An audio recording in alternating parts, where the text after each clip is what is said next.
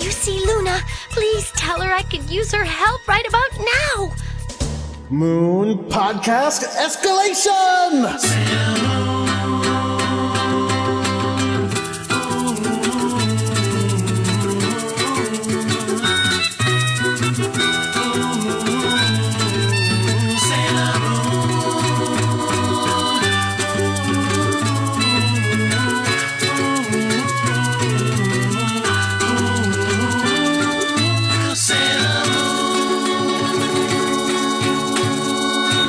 Welcome to Sailor Business. My name is Jordan D. White. My name is Chris Sims, and this is the podcast where we watch every single episode of the classic 1992 Sailor Moon anime and break it down for you with the help of a special friend. A different one. Sounds terrible.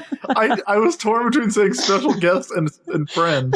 I was waiting to see what you would say, too. And that's the voice of our very special friend, Janine Schaefer. Hi, everyone. Back for a second episode. Hello. Now, Janine, we had to delay the recording of this episode, so I want you to act sorry. Oh. I was doing it in the office today. It's the best. Jordan. I like how we'll get into it, but acting sorry is just kind of being winded. Yes. Just leaning on a counter. If you haven't watched the episode in Japanese, then you don't know act sorry yet, but it's the best part of this episode by far. It's just the weirdest. It's in the new dub too. Is it in the dub too? Okay, good. The new dub. Yes, that's right. I guess we should say we are watching this week episode 7 of Sailor Moon, which is Usagi learns her lesson: becoming a star is hard work. It is a landmark episode. It's the last of the Usagi solo stories. That's true. In our next episode, we will get our second Senshi. We will get Amy Mizuno as Sailor Mercury. I can't believe that I'm not going to be doing that one with you guys. That's so depressing. I guess I can just listen. That's so depressing. I can just watch the episode and then listen to the podcast. Yeah, ideally, yes. Also, you can just talk to Jordan about it. Oh, that's right. So you could do both. You could talk to me about it too. Like, you can shoot me an email. It's fine. No, forget it. Nope. That's it. Just Jordan. I'm sorry. Yes. But yeah, our guest, as we said, is Janine Schaefer. Janine, welcome back to the program. Thanks, guys. I had so much fun last week. Oh, I'm really glad to hear that. But I wanted to bring up something that you said last week, because we let Juliet Kahn get by without calling her on this one. What happened? You mentioned fan fiction. I did. So my question is, did you write Sailor Moon fan fiction? I didn't. I did not. Are you lying to me right now? I'm not. I can tell you. I was going to say I can tell you that my fan fiction. Yeah, she wouldn't lie if she had written it, because she's told me about fan fiction she's written before. Yeah. What? So you did write fan fiction? Yes. What were your? Did is the operative word. Look, it's okay. What was your fan fiction subject of choice? Well, I got into it actually through Gundam. I wrote Gundam Wing fan fiction for a long time. Wow, very random. I never would have guessed that. You've never mentioned it. I've never heard you talk about Gundam before, so that's interesting to me that that's the first thing you did. Yeah, well, because I don't think we've ever talked about Gundam Wing, so it would. I don't know anything about it, so have come up, right? But no, I wrote some Harry Potter fan fiction, some Lord of the Rings fan fiction. Just some random stuff here and there. Other than that, now I guess I guess I shouldn't say this, but I'm going to. Teen Titans and Batman. Now, what was there any recurring theme in your fan fiction? Like, was the Harry Potter fan fiction about Harry's new friend Janine? No. Who came to Hogwarts? No. Batman's new sidekick, Janine Robin. Janine Robin, yes. No. I mean, I'm sure I found really creative ways to self-insert, but I never wrote an actual, sparkly-eyed magical girl into it. I guess that leads me to the question, why didn't you write Sailor Moon fan fiction? What's wrong with Sailor Moon? Yeah. Nothing. I just didn't know anyone else who did. I kind of got into it because I knew other people who were writing Gundam Wing fan fiction, and that's how I started. So then I didn't know. And I mean, let's be real. Sailor Moon really has explored so many corners of the Sailor Moon universe. I didn't really have anything to add to the canon. What would happen if Sailor Moon met a Gundam? Which I don't even really know what that means. You're saying it wrong, but that's okay. Sorry. It's Sailor Moon. Oh,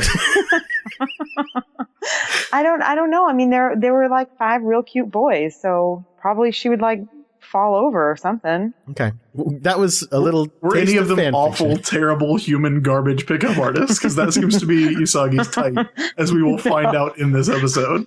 No, I will say, no, they were not. I never wrote any Sailor Moon fan fiction, but I had this thing I did in high school where I would basically always be drawing this comic, and it wasn't a comic like, issue 1, issue 2. It was just a sketchbook that I would just keep drawing more and more panels. I would just keep, and stuff would happen, and it would not make a ton of sense. Sailor Moon definitely wound up in that. In addition, me dressed kind of like Sailor Moon in a Sailor Moon-like outfit, but like shorts instead of a skirt, was definitely in that. Like a sailor suit? Yeah, I mean, imagine a Sailor Moon outfit if instead of like a girl top and a skirt, it was like shorts and a t-shirt, kind of. What?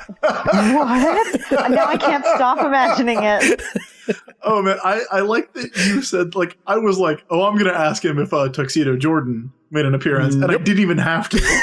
Because you offered up something that was even so much better. More. Yep. Even more. What? I'm not quite sure. Maybe I'll try to find I have that sketchbook somewhere around that shelf. I can try to see if I can find it and take a picture of it. I definitely, yes. No, don't try. You must. I definitely did, because like I had these like cartoon characters that I drew, and a lot of times they would be dressed up as like movie characters or whatnot. So I definitely had a thing where one of my characters, pretending to be Ash from Army of Darkness, fought Sailor Moon in like a weird like pseudo Street Fighter kind of scene. What? Like it was a Street Fighter game of a dude pretending to be Ash from Army of Darkness versus Sailor Moon, and they fight. This is super weird because, Jordan, you and I only recently kind of became pals. Yeah. From doing this podcast. The only I think I've mentioned this in my columns at Comics Alliance before, but like the only fan fiction I've ever done, like I never put up any online, which is for my ego is amazing. I wrote when I was a little kid, I wrote and drew a comic that was just straight lifted from Batman 425, where Batman's in the junkyard, except that he fought Dhalsim and Blanca from Street Fighter. Yes. And then when I was like 13, I wrote like a 1 chapter of a novelization of a sequel to Army of Darkness. Nice. And never, like, it was on a terrible old computer with like an amber monitor written in Lotus Notes. So that should give you an idea of what I was working with. Yeah, fan fiction segment, I'm sure will come up again as we continue on this show. Can I bring up something awful though for a moment? Oh, yeah, please do. I guess. So like if you go on the internet and search Sailor Moon, like very quickly you will come upon pornography. Like very quickly. Sure.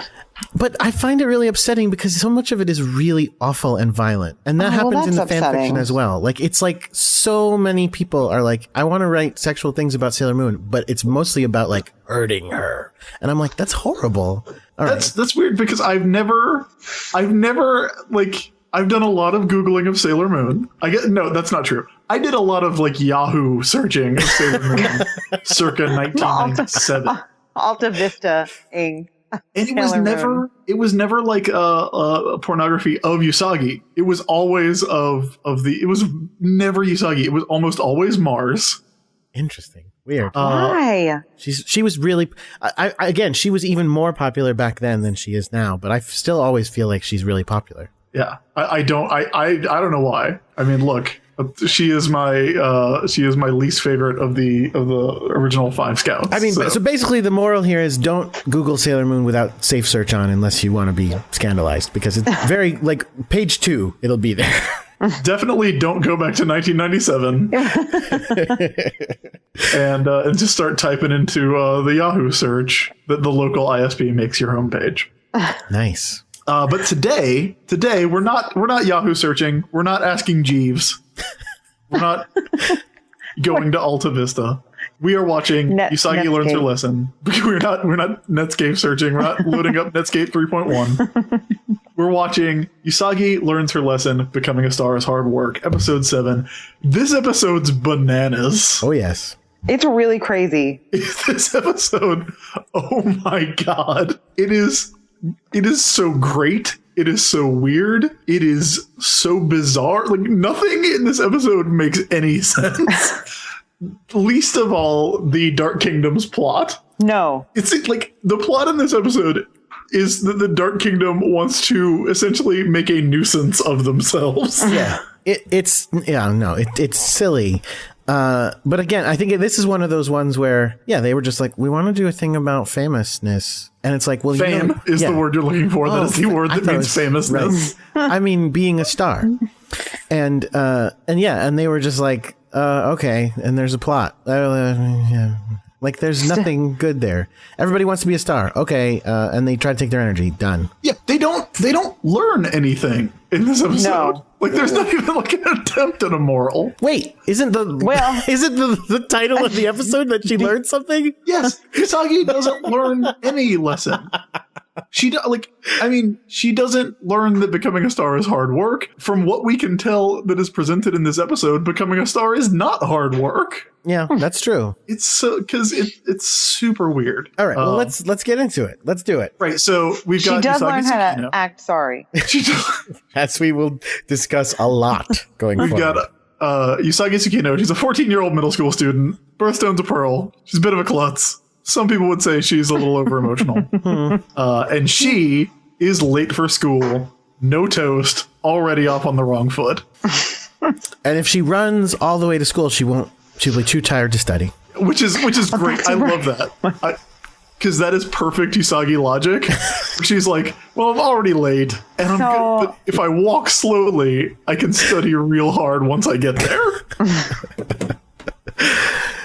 So she's walking to school and she slows down and stops right in front of, a drugstore or something. And it is a drugstore. And there's a poster on the wall for an energy drink. It says drugstore on the awning. Okay, well, there you go. A poster on the wall for an energy drink being advertised by a celebrity named someone? Mikan? There you go. Mikan. And Usagi is a total sucker for advertising because she just literally goes, well, if she says I should try it, maybe I really should try it, and is probably contemplating doing so when Naru runs by and smacks her in the back of the head with her stuff for no reason. And then which is pretty great. And then later she is like, you should be thanking me.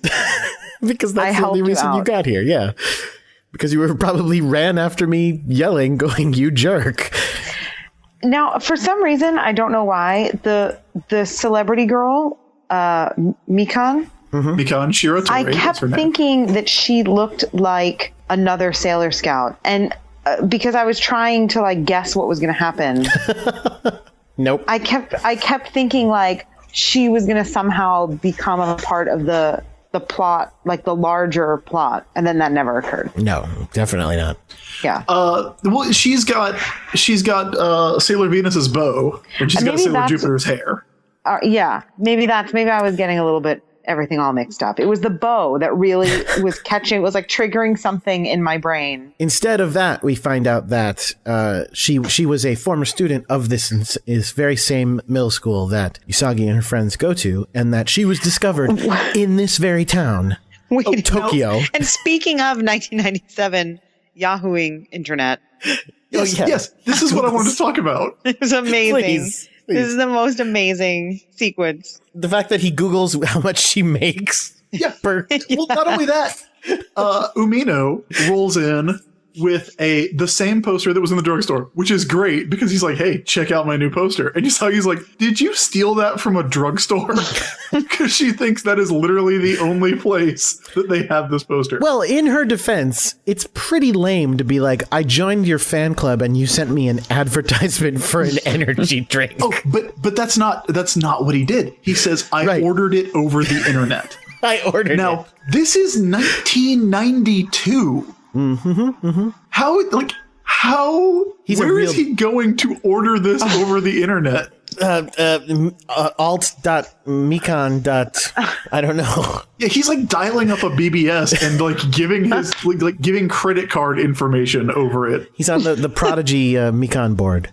He busts out his laptop and he does a search, and it's amazing because he just gets a bunch of text, and it has her monthly income listed, as well as her age and the number of commercials she has been in. Oh my god! It's It was so amazing. weird. It really is so amazing. So all the girls are immediately like, oh my God. Well, Naru goes, oh, so that means I could get lucky and get discovered as well. And they're all just like, oh my God, they would totally discover me any second. To which Yumino decides, no, you're all ugly. There's a reason they didn't pick you. The only one of you who's going to become a superstar is Usagi, because he has a massive crush on her. To which she's like, cool, I'm going to be a star. Well, look, he is 100% correct, though. Like, there's nothing special about Naru. No. Naru's not a moon princess. Poor Naru. This girl with the sharp haircut from 2 weeks ago, she's not a moon princess. No. There's only one of them in there who has 12-foot blonde hair. There's only one of them in there who looks like a protagonist. That's all I'm saying. Umino's read manga. So that, like, there's so much weird in this episode. So we cut to the TV studio, and they say there's about to be a new series. This is in the subtitles on Hulu. Mm-hmm. It says there's going to be a new series called Rock, Paper, Scissors with Mikan. It's a game show. Clearly. What would that show be like? You play rock, paper, scissors for money. That's it. Yep. I think it's a cop drama. Oh. Is that all their last names? Yeah, like it is. They're triple partners for some reason. It's like she plays like Harriet Rock, and then there's like John Paper, and Bill Scissors, Sergeant Scissors. Bill Scissors. Look, we didn't rehearse this. Give me time. I really appreciate Harriet Rock though. I'm just saying it's Sergeant Scissors who gives them their orders is all. So. Oh no! Or is it one of those situations where it's like Scissors is in charge of paper and paper is in charge of rock? If you have ideas about what the television show Rock, Paper, Scissors with Mikan is, we don't have an email address set up for the show, I don't think. Just shoot it to us on Twitter. Yep. Or put it in an iTunes review, I guess. Yeah. We'll find it. But the weirdest thing about this is that she's coming out and signing autographs. They've just announced her new TV show. And Jadeite is just hanging out. Yeah, he's just there. No, again, you're oversimplifying. He is creepy creepering. Yes. He is in full trench coat, that's pretty much a given with him, though. It's not, he doesn't, there's nothing else. There's no other thing that he does except for creep around. He does. Places. He literally walks the streets going, where's some energy? Yeah. Everybody excited today? Like, he has, like, Queen Beryl she is well within her rights to kick this dude to the curb. Yeah. The charge of the Far East operations for the Dark Kingdom. Spoiler. Because he is literally, like, he did not expect the Chanellas to fail, clearly. No.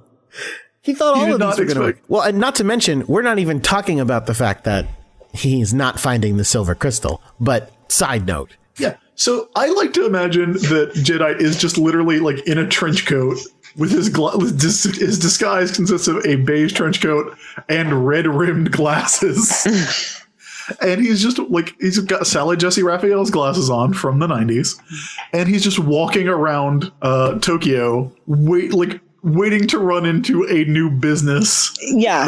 that he can use for evil purposes. That he can like pyramid scheme into energy and maybe like make some money along the way. Yeah, and we get a real tight close up and he's on him and he's like, I can use this energy. Yeah, okay. I can use this. Here's what I'm going to do. I'm going to have this brand new star who makes 2 million yen a month attacked in her shower later, but we'll get to that. Oh, so creepy. Like, why? It's so creepy. Is that the next scene or no?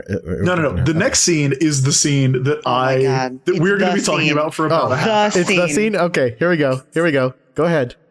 Naru and Usagi are over at Usagi's. Oh, no, this is not the scene. This is a scene. This is not the scene of the episode for me. I'm sorry. It is for me. It's just Chris's scene. Okay, let's hear it. Okay, yeah, this is the scene I am obsessed with. Please. Because Naru and Usagi, they want to become an overnight sensation, like Mikan, who they're now referring to as Cinderella, because she is a Cinderella story. She went from rags to riches, by which they mean a fairly affluent middle class middle school, directly to starring on the new cop drama Rock, Paper, Scissors. When I watched this with my wife, she was like a couple of minutes into this, she was like, do the Japanese not understand the story of Cinderella? Because they are obsessed with her in this episode, and she's not a celebrity, guys. Like, that's not what happened. She did not get her own show. Well, also, there's a great line later about it. I really appreciate that they keep saying, like, I want to be Cinderella. I can't wait to be Cinderella. And I was like, Cinderella's life was pretty crappy. Yeah. Well, I mean, they're saying that their life is... time. Yeah, and they're saying Usagi has two loving parents. Yeah. and one little brother.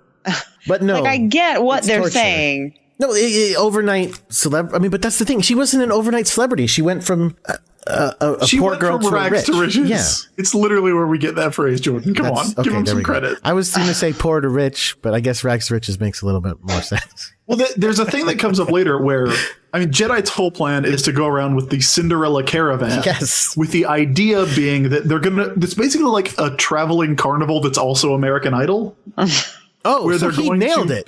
They're going to drive around in an RV and pick people to become the next big star, like with Mikan. You just blew my mind, because that you just revealed that the problem with Jedi's plan was not that it was a bad plan. The problem was he did it fake and did it with like magic rays that confused people. If he had just straight up done American Idol before American Idol, he would have gotten all the energy. That's a really good point. It would have worked. Well, we will get to that, because it is an extremely problematic plan on literally every level. But in this scene, all right, let's go back. Usagi and Naru have decided that they want to become an overnight sensation. So the way that they are going to do this is by learning to sing a song that already exists and was recorded by someone else. And do a dance routine. Now, this song, I have watched this section of the show 8 times. Because it is dedication. It is bonkers. Reason number 1, it's the theme song to Sailor Moon. Yes. I was like, this is the theme song, right? That we're listening to right now. Yes. This is crazy. Reason number 2 is that there are 2 sets of lyrics that are mostly the same. But now, Jordan, you watched the American dub. I watched the American dub originally. The 90s dub. And I did watch it for this one just this week as well, yes. Okay, did you happen to catch what the lyrics to the song are in the original dub? In the American dub, they sing the straight-up Sailor Moon song again. Except... so it's fighting evil by moonlight, winning love by daylight. They just never get to the Sailor Moon part. Right, which makes a little bit of sense. Now, but wait, let me also say, I'm going to come back around to this and blow your minds in a second, but please go on. Well, all I was going to say was they also do it the crappiest version possible, because while in the original version, they're singing along with music, because it's the theme song and they've got the music and everything. The American dub, they have this like stripped down, crappy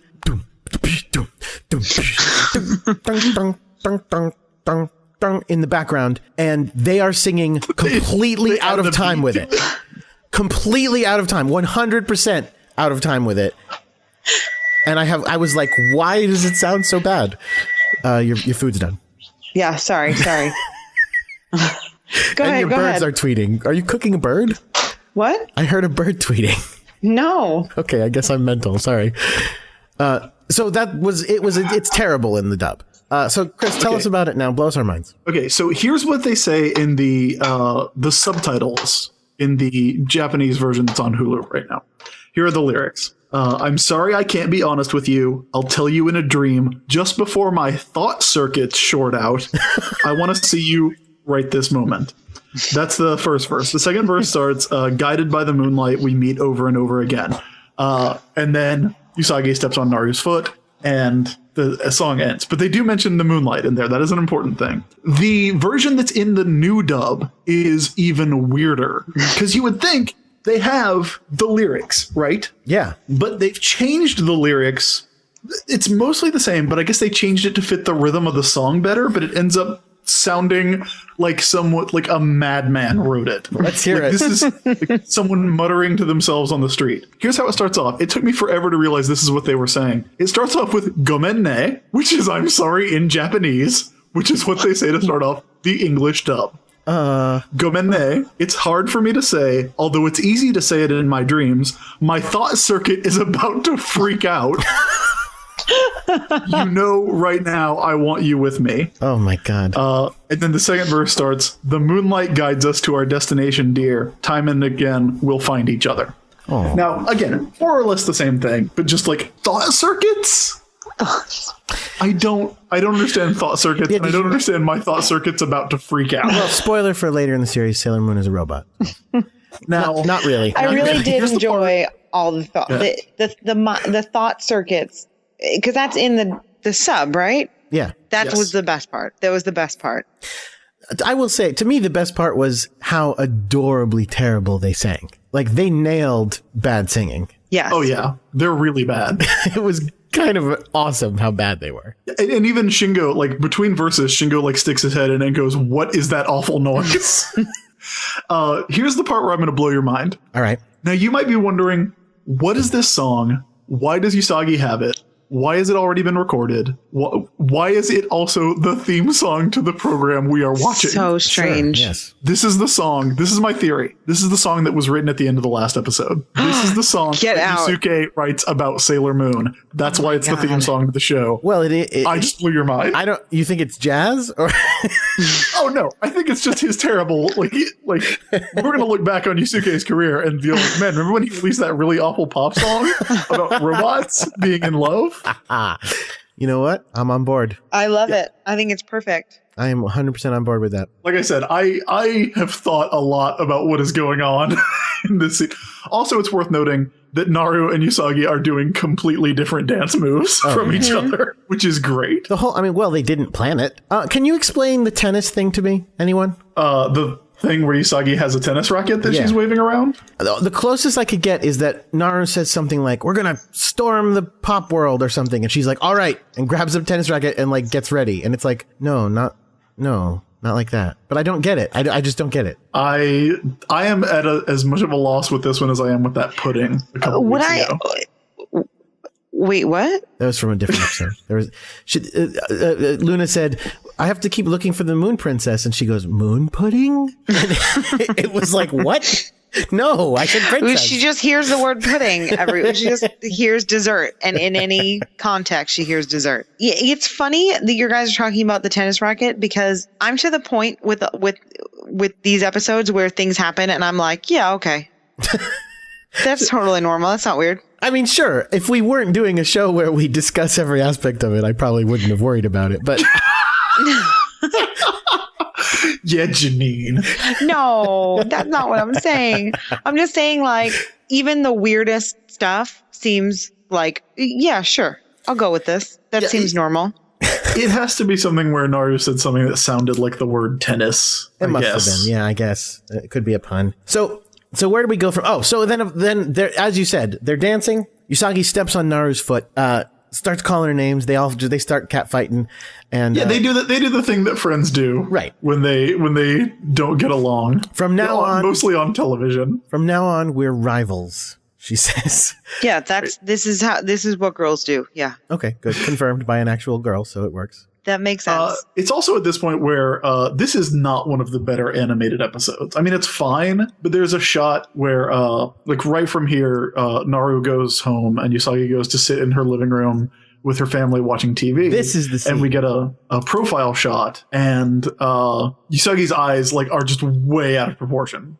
Like it is. I think this might be the shot that influenced Sailor Moon Crystal more than anything else. But it, like, yeah, like you can tell which ones have like really nice animation and which ones don't. And this one kind of falls into the latter. Like even Naru's rehearsal outfit is recycled from a previous episode. Like wow. Usagi gets a new one though, so that's nice. This, to me, is what this episode is all about. This is the scene in the episode. So Usagi is sitting in her living room, as you said, sulking, and her family is happily watching TV. And they're watching a delightful program where someone has trained a monkey, or an ape, probably an ape, to mimic human behavior. To which, so the person says to the monkey, "Act sorry." And the monkey acts sorry. You can tell from his body language. He seems very sorry. Very contrite. And so Mr. Tsukino says, "Oh, that's so funny. Luna, You should try that. And Luna gives this complete, like, fucking no.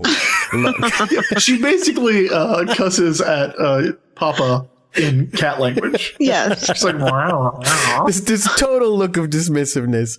But Usagi doesn't see that. All she sees is the brilliance of this idea and goes, You've done it again, father. You're a genius. She grabs Luna and Luna spazzes out. She runs out of the room. Cut to a moment later, a little while later, you find out, yes, she's doing the exact act.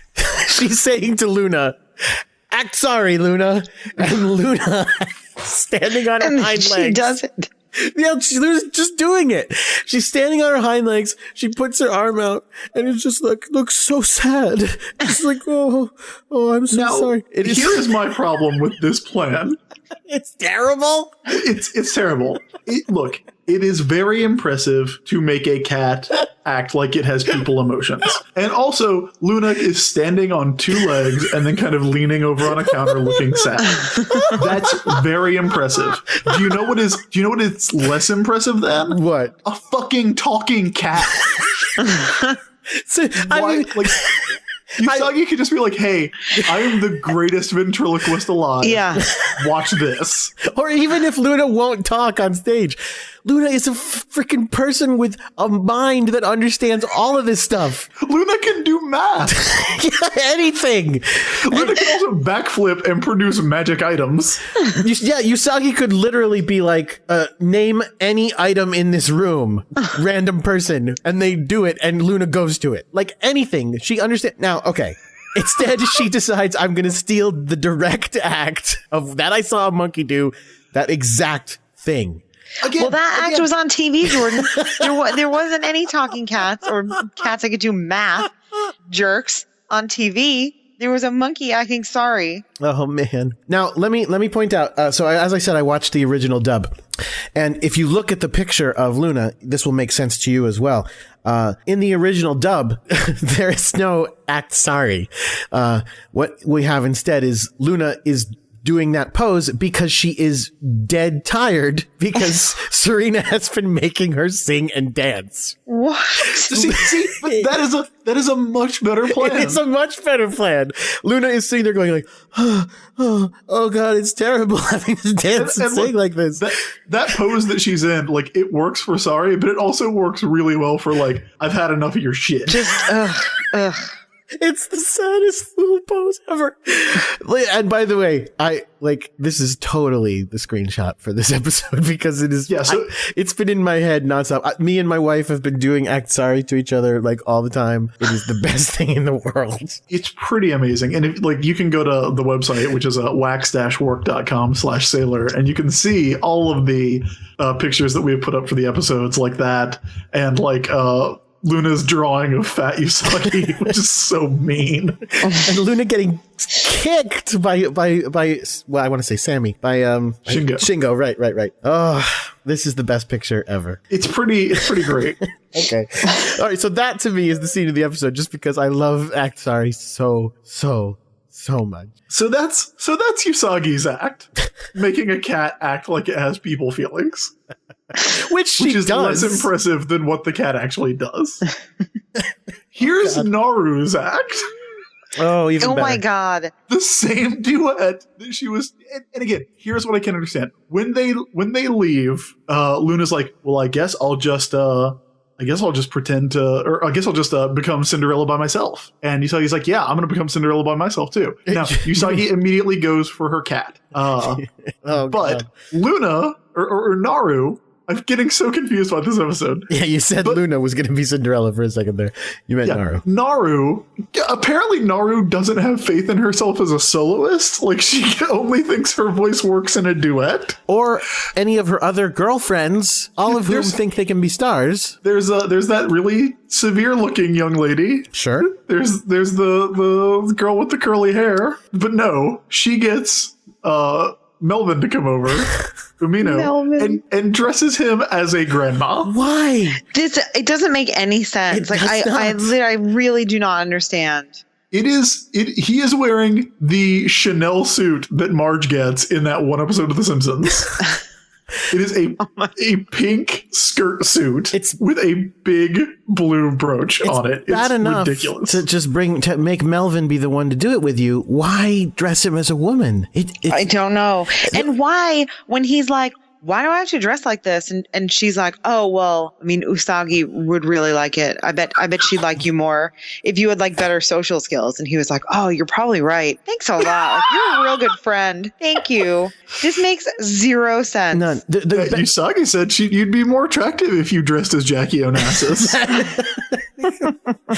The closest you get to an explanation is when she's thinking to herself something like maybe a Beauty and the Beast act will. Oh, right. So like that she was like, let me find the ugliest person I can get to sing this with me so that, I mean, maybe that's the only explanation that makes any sense, and it doesn't make any sense. I feel like maybe Umino was the only one who would do it. Yeah, sure. Like, because Naru and Usagi are best friends, ostensibly. Yeah. Until those other 4 girls show up and we never see Naru again. So maybe it's like, well, look, if I can't do this with my best friend, like I don't even know the names of those other 2 girls we were talking about diets with, maybe I can get Umino to do it. Or alternately, there are only 3 students at that school with names. And so Umino's got to be part of the act because there's nobody left. Another thing that's different in the American version, which I actually think works almost better in the American version, is that the part there where she says, Usagi would like you. And he goes, oh, Usagi would like me. And does a million poses. During that part, she says something about him like being really talented or something. And he's like, oh, do you think so? I've already got a speech prepared. And he's acting out winning an award. So when he's doing that, like arms clenched to himself, like smiling thing, he's going like, I'd like to thank the Academy, and like, which I thought was kind of fun and cute. But he's still in a grandma dress, right? Yes. Oh yeah. No, he's still dressed like 1958 Lois Lane. He is right? 100% cross-dressing in the American dub of this. So you can't kick a cat. But you can dress like a woman if you're a boy. Okay. Hey, very, very progressive of Deke. I think sure. Look, I am we'll way call more this a progressive. I am way more pro middle school transvestism than I am animal cruelty. Well, sure. Who's not? So Mikan is showering for a really long time. Some of which shots are not in the American dub. That's shocking. Really? Of course. Yeah, the one where you see her silhouette very clearly through the shower curtain. Yeah, that's not in there. That's so crazy. Is it? Is it crazy to cut some of the shower scene out of the children's cartoon?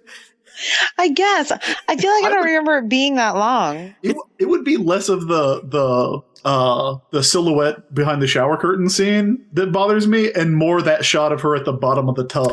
Yeah, I agree. Actually, yeah. That is the I one really that I would actually like, found myself. They do. Oh, go ahead. Very creeped out by that. They show that, but very briefly, but they kind of need to show that she's bound. You know, like he got her. Right, because we don't want. Well, otherwise, what are you? Who knows? We want to make sure we establish the bondage. She might be dead otherwise. I guess that makes sense that they would want to show it so that it's not like, oh, Mikan got killed, right? But like it is something. You don't see that much skin there because it's all covered in goop. Yeah, it's gross. A monster. Then this monster design is even weird. A shiny green monster with a white mohawk. It's kind of terrible, actually. I'm not a fan of this one. Plus the fact that it shoots, well, what I just described as goop, but the way it looks when it's happening is not goopy. It looks like a beam or maybe ropes or something. And then later we'll see it crystallizes into what the monster literally calls glass, even though it kind of looks like it's confusing and weird. I don't think this is the best monster. Yeah, it looks to me like in this scene, it looks like how they always do like spider webs, except they're like these really thick spider webs made of green latex. Gross. The weirdest thing about this is that the monster is like this green glass monster with a white mohawk wearing a strapless violet evening gown and no shoes. It's so weird. It is weird. And this is very clearly it feels to me like someone trying to ape Naoko Takeuchi's designs, because we talked about how all of the villains are very fashion influenced in Takeuchi's designs. but the show villains get really far away from that, really, because obviously, this is episode 7. The next story is chapter 2 of the manga. Yeah. So we're not going, we're well off the rails in terms of adapting stuff from the manga at this point. And so it's like they just made a weird monster and they were like, make it a lady and put it in a dress. That's good enough. So is the next scene... Oh, gosh. The next scene is the announcement of the contest, right? Right. The monster turns into Mikan. Yep. Now Jedi has control of this brand new superstar, and he is announcing he has become a carnival barker. Yes. On the side of the road with this flatbed truck that they're driving around as the Cinderella Caravan. And he's saying, you and you and you can be like Mikan Shiratori. You can transform your life like a Cinderella. Do you think, let me ask you a question. When these plans that he have never work out, and he goes back to Queen Beryl, does she ever, I just picture her being like, all right, so let's talk about what went wrong. What happened? Let's watch and the he's tapes. Right. And he's like explaining to her like, okay, well, so I had this monster and, she like imprisoned the famous girl so that I could then make a doppelganger of the famous girl, and she'll make people want to be famous who already want to be famous, but they'll want to be famous more. Yeah. And is Beryl just sitting there like, well, yeah, I mean, I don't see how that could have gone wrong. It really sounds great. She's too busy swirling her crystal ball to like deal with that. I think I would watch that show. I would love to see the show where the perspectives are switched, so we get to see the Dark Kingdom and then only see Usagi like relatively rarely. I also want to see the expense reports. Oh, God. Yeah. I want Queen Beryl's accountant to show up and be like, listen, whoa. I know we've cut the budget since the Dark Talent Agency was literally buying television stations and radio stations, but you've got to talk to Jedi. We've got like a 5-day truck rental. We've got audio equipment. But you know what? Here's the thing. Like money, shmoney. Like they could brainwash people. The thing about this episode is I want to see the expense budget of energy. How much energy do they have to spend to send out hypno rays all the time to then convince people to give them their energy? Yeah, but there's like no magic going on in this episode. It's literally like beams coming out of a satellite dish. But it's like it does not seem like. I mean, it's clearly weird magical hypno beams, but it's like it's coming out of a technological thing. Yeah, it's gibberish. So this is the scene with the so they're announcing this thing. Like you said, beams are coming out of the satellite dish, and everybody's going, "Oh yeah, I super want to be famous. I super want to be famous." Again, they already did, but now they super do. And a cop comes out and goes, "What are y'all doing here?" And her manager comes out and goes, "Why are you here? What happened to your stuff? You had all these things going on."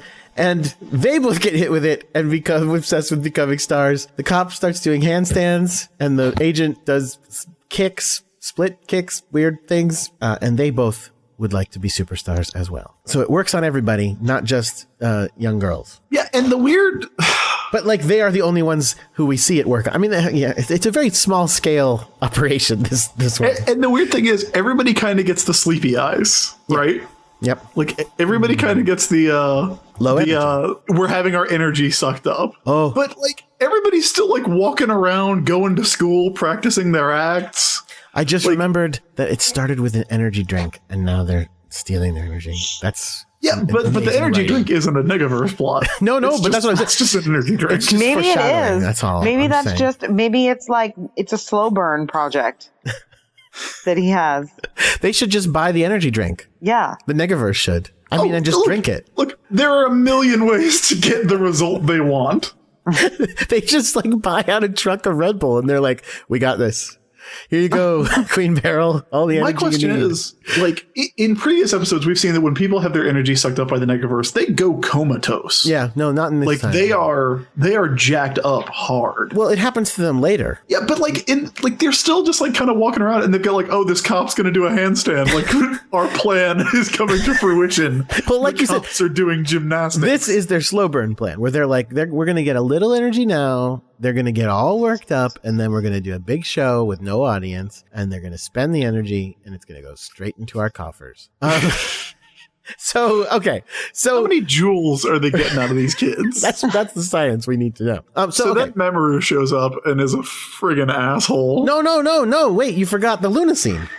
Oh, yeah. I actually did just screen cap that scene because it's so great. So so Serena's running along going, let's get to the thing.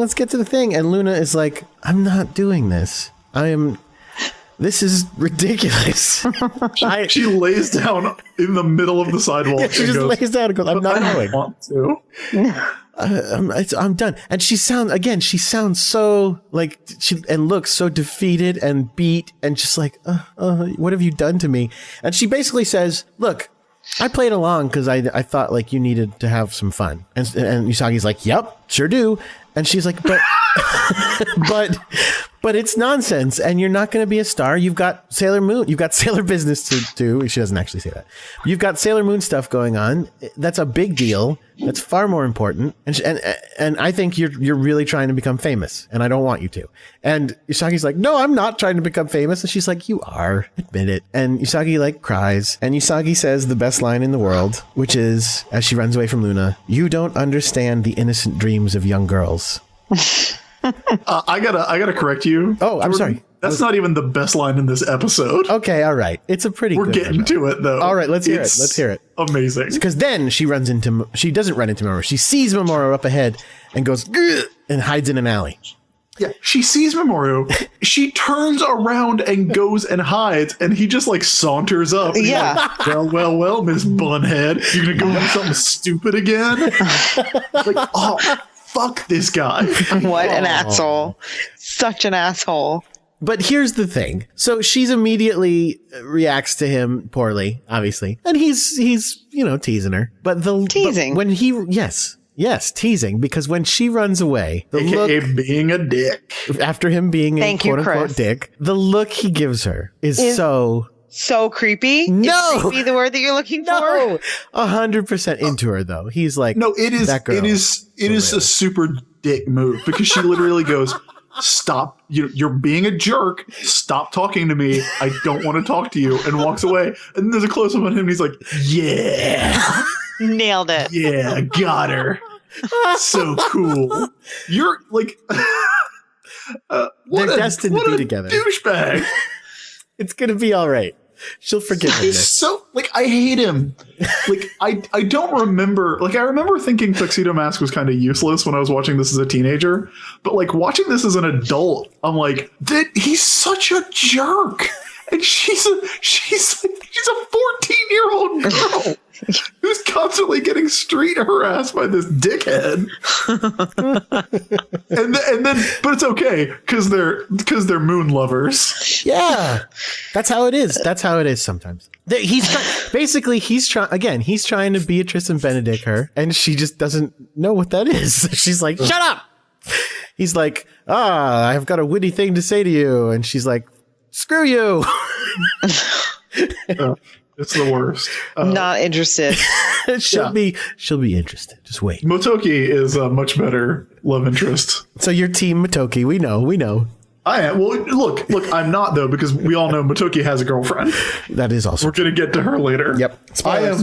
I'm Usagi doing it for herself. I'm independent woman Usagi team. Yeah, I'm into that. Well, my notes say Darien is so into her. Well, your notes should say Darian's a friggin' jerk about it. Sure. All right, next scene. I'm gonna go make a Darien hate page on GeoCities. I'll be right back. No. How will they ever have their daughter and then granddaughter? Oh, they're the worst characters on the show. How terrible. All right. So yeah, we got back to the auditions at the Cinderella Caravan, which again is a traveling American Idol show. Yep. And there are these girls. Do they do the underwear gag on the American dub? No, they do another terrible joke. I don't even remember it because it's so bad. But the underwear joke is already so bad. It's so bad. And, I think it's supposed to be bad. No, but right? It's not even bad like, oh, that corny old joke. It's like they told it so poorly. Yeah, they tell it wrong, which is weird. They were like, there's a thing under there. And then they gave me a pair of underwear. And the reason they did that was because I, hearing them say under there, replied underwear. And hence the confusion. It is a tortured, labored version of that gag. So bad. And then they gave me these. And she holds up the underwear. It's like, I do want to know what the joke is in Japanese, though. So if anybody speaks Japanese and you watch this episode, I would be curious to know what the actual joke is, even if I'm sure it does not make any sense. I didn't even think about that. That didn't make sense.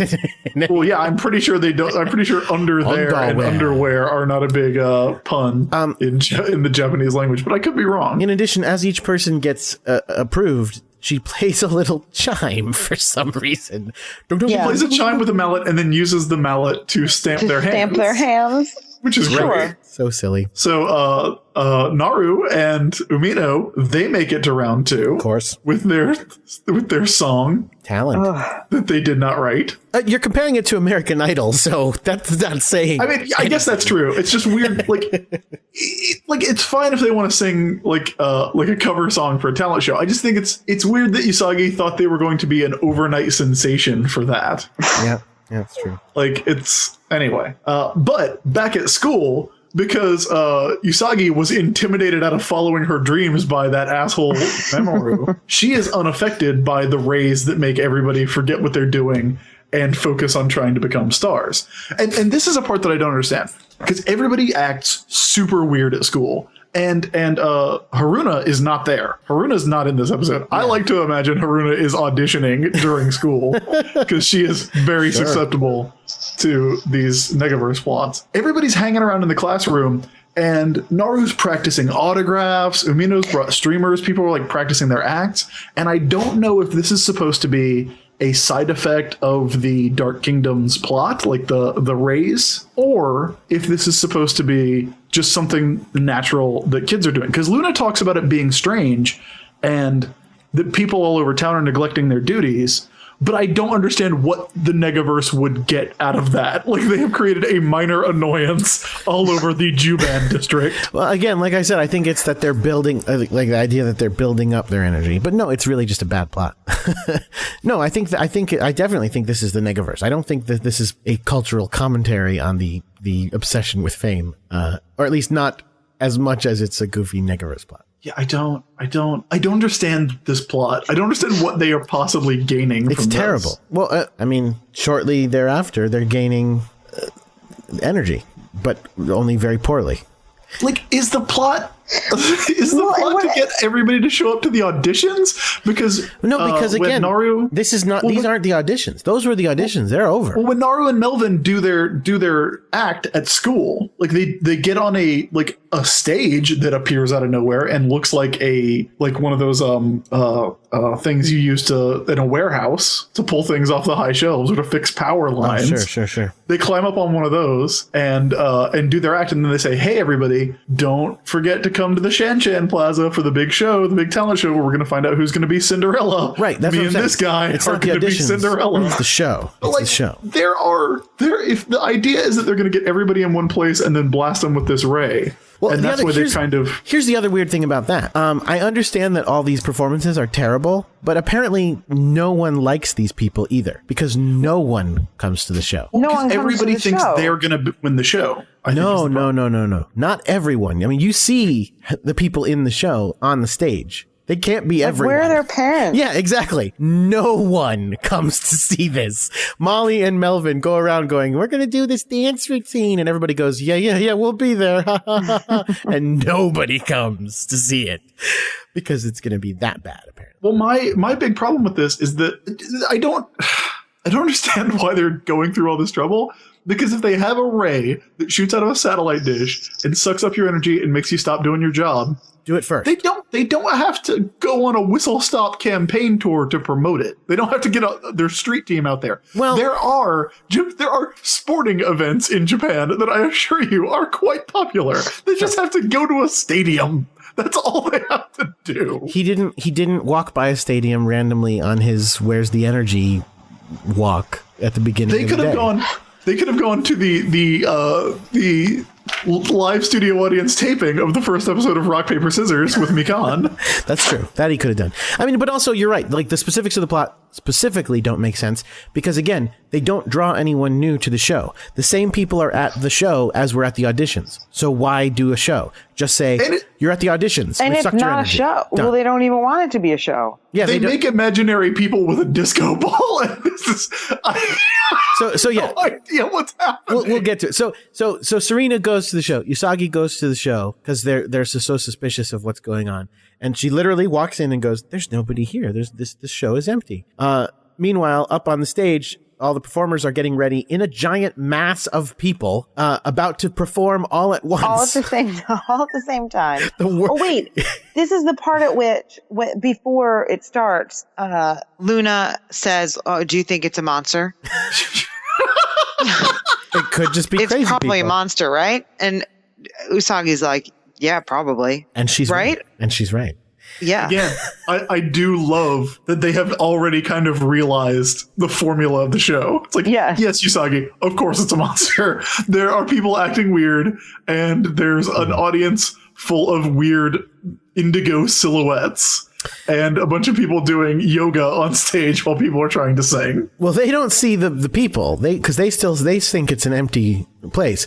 But yeah, everybody's doing that shot of the audience though, like the weird, creepy audience that comes out of a disco ball, is creepy. They're like weird aliens or something. Yeah, it is super weird. It is not as creepy as what we're about to talk about. Yeah, say it. When Mikan turns her head completely around to look at them with a monster face. Yeah. When the monster is there in the front row and then completely turns her head around 180 degrees, and it's actually really creepy and fucked up. Which is why Serena immediately runs and locks herself in the bathroom.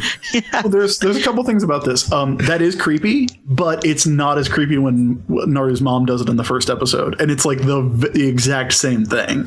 It's pretty creepy. It's pretty creepy. The creepiest thing is that the monster still has Mikan's hair. That's what it is. Yes. That's what it is. It's the monster dressed as a little girl. I like that a lot. The best thing about this scene, though, is that the bathrooms, there's a ladies' room and a men's room, and the signs are a high-heeled shoe and a top hat. Yep. So it's specifically Sailor Scouts in here, tuxedo mask in here. Now, the monster does not chase her for some reason. The monster just scares her off and goes, well, good enough.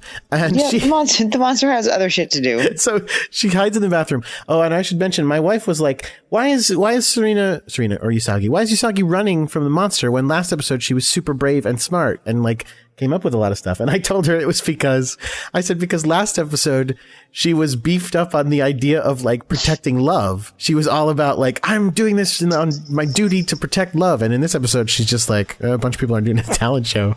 Who cares? I got no fish in this fish race. I don't know what that means.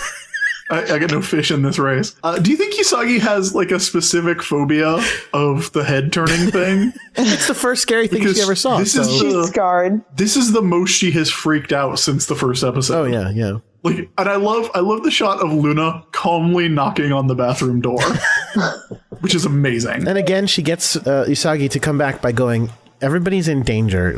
You have to do this. She's like, all right. She comes back and she makes a little speech about probably, I don't remember exactly what she says, but probably something about how dare you take advantage of people wanting to become Cinderella. Oh, I wrote it down. Oh, please, let's hear it. This is my favorite line in the show so far.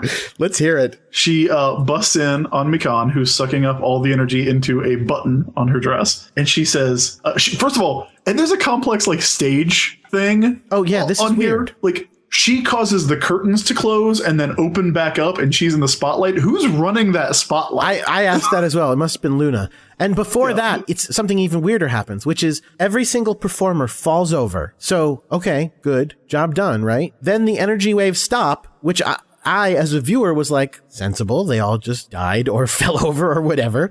And right. but the monster freaks out. Why did the energy wave stop? And I'm like, A, it looked like it was the right thing to do. And B, how would Sailor Moon have stopped them? What did she do? I don't know. Something. So here's what Usagi says while her complex stage choreography is going on. She says, "How dare you place fake glass slippers on the hearts of young girls who dream of being Cinderella?" There we go. There we go. That is amazing. That's right. It's so I great. forgot. That is amazing. Because first of all, you would think, like, hearing that sentence, your brain goes, fake glass slippers on the feet. Fake glass slippers on the feet. And you're thinking that right up to the point where she says hearts. And you go, oh, I'm sorry, what? This is the craziest thing I've ever heard in my life. How dare you place fake glass slippers on the hearts of young girls and Umino, by the way, and that cop and that businessman. And that businessman, the manager. Yep. Who dream of being Cinderella. That shit is the bomb. So then the monster attacks. Well, the monster jumps up on stage, and Mikan, the monster as Mikan, is wearing like a little orange tutu dress. Like, it's a really short, kind of poofy skirt.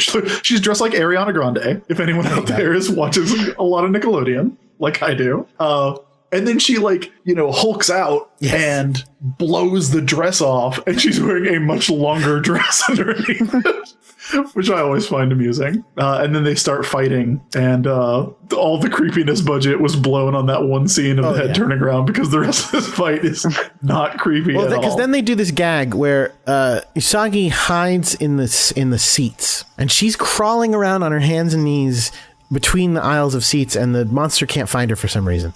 Now, there's this weird moment where she stops for a second and goes, "Oh, Luna, you're so not helpful in situations like this," or something. What's weird about this is, in that moment in the American dub, for some reason, they decided to have Sailor Moon address the audience. No way. In the American version of that shot, she turns to the camera and goes, "If anybody sees Luna, tell her I'm looking for her," or something like that. Like, that is amazing. She tells it to you.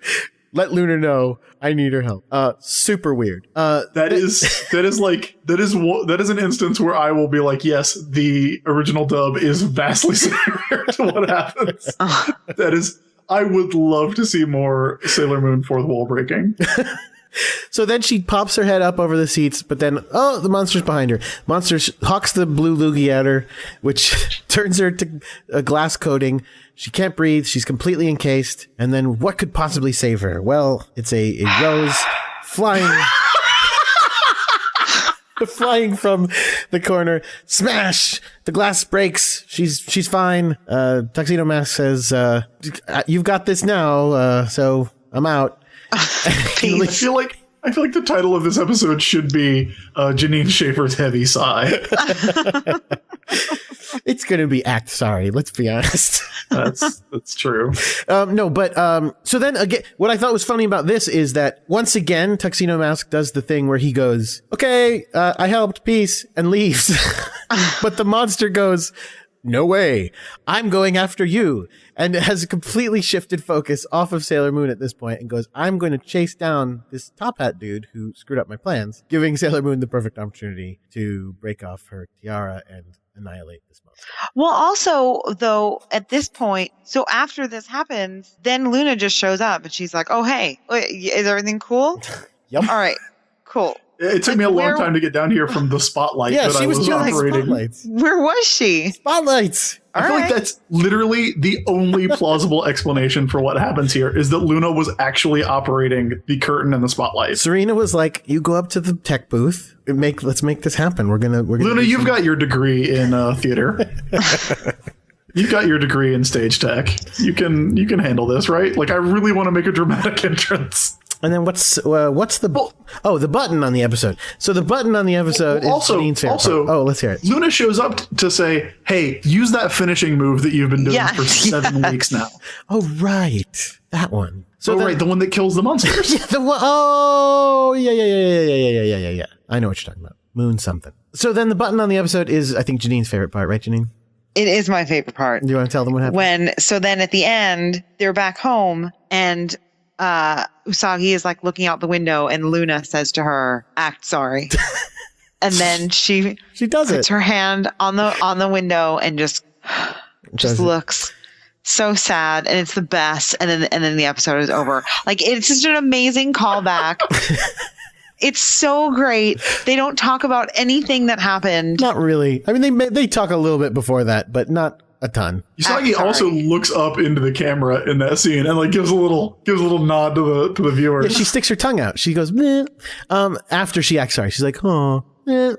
I will say, there is another pretty great moment. Like, if that was not the way this episode ends, then I think my favorite moment in the show would be that we also get a shot of Mikan waking up in her bathtub. That's right. Where she has been for several days. Right. I forgot about that. Oh my God, I forgot about that. And I cannot remember, but I feel like she has a line in the American version. I can't remember what it is though. Like, I mean, something stupid. That's the no. I was going to say that's the last time I don't even know what. But I think she says something like, "What happened?" I don't remember. Fun times. So this was another notable thing about this episode. This is the first episode of the American dub, the original dub, to have an original song in it, which then ends up on the original song soundtrack. What's weird about that is that it's completely not needed in the episode in any way, shape, or form. It is not a song that they sing when Molly and Serena are dancing, like when that would have been sort of sensible. Just as they're like getting ready, as they're getting ready for the big show and they're all like warming up, there's a song playing in the background called "I Want to Be a Star," and it becomes a song on the soundtrack. Except that it's not exactly the same from the show to the soundtrack.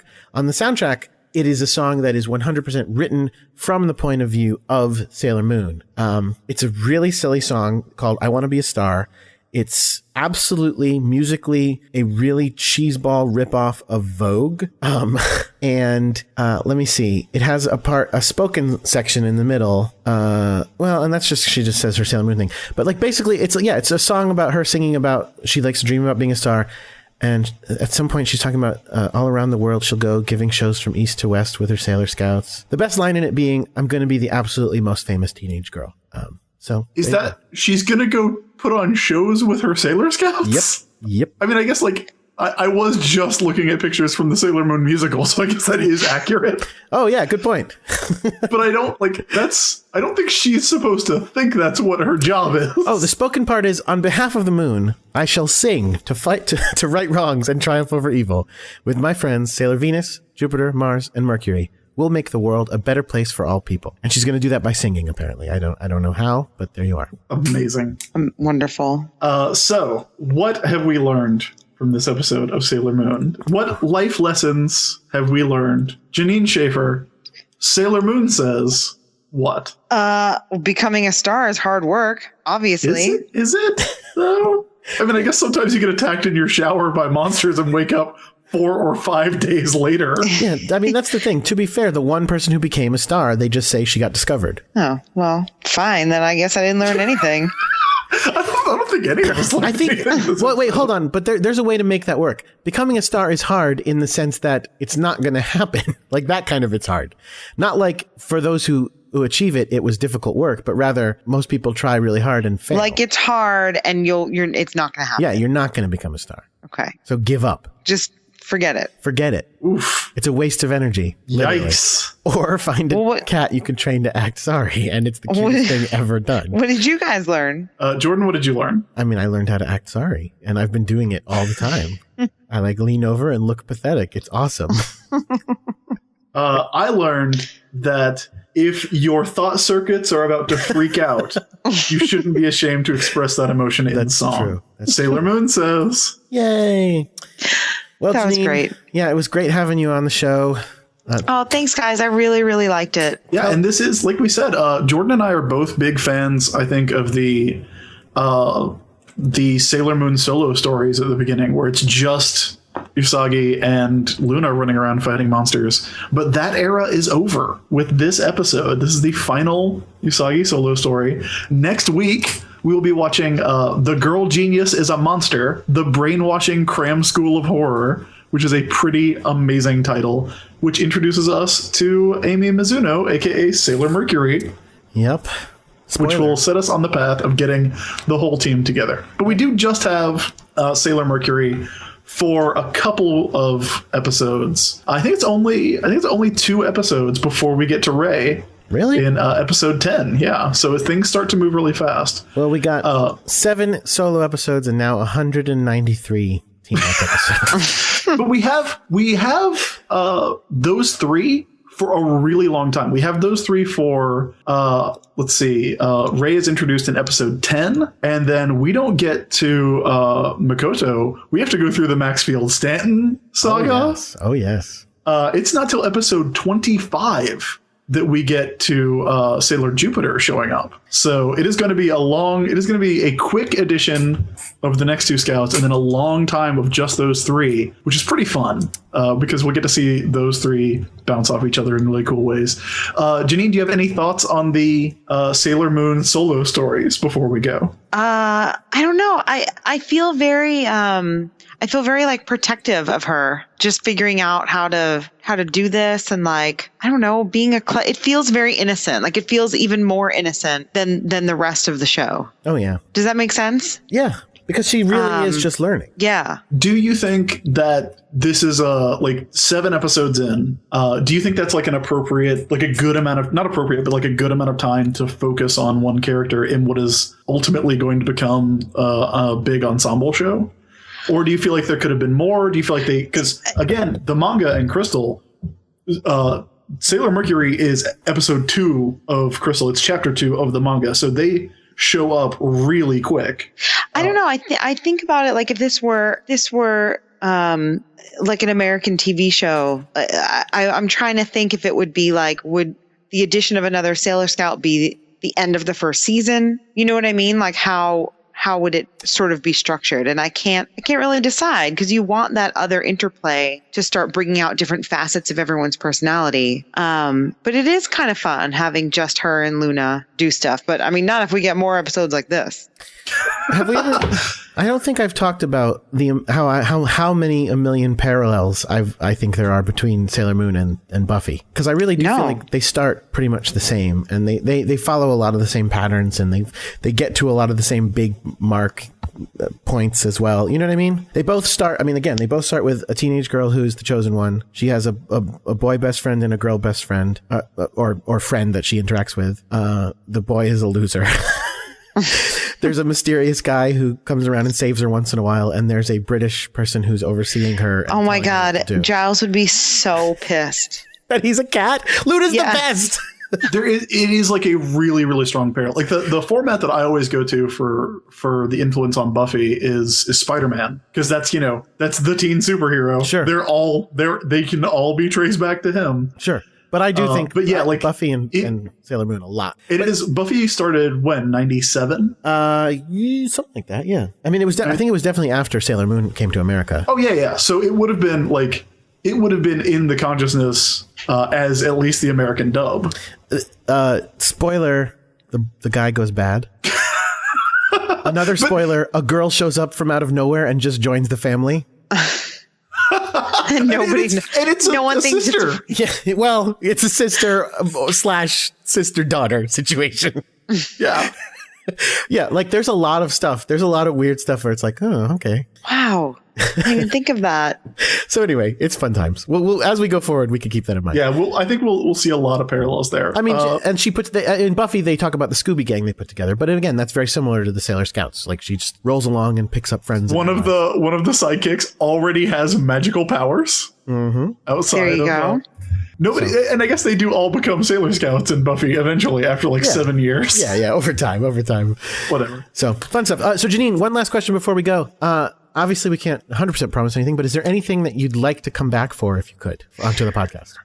Oh gosh, I don't know. Like I said, I mean, I haven't watched Sailor Moon in so long that I'm like kind of discovering it all over again now. And as we're talking about it, I'm like, oh, right. Like that's going to happen and those people are going to show up. I don't know. No, like favorite episodes that you can remember? I mean, if not that I can really think of off the top of my head. No, okay. I mean, I love Jupiter. Right. Cool. I will say, I was talking to my girlfriend earlier today, and she has already called dibs on, I guess it's the first appearance of Rini, where she pulls a gun out on Usagi. Yep. She pulls out some heat.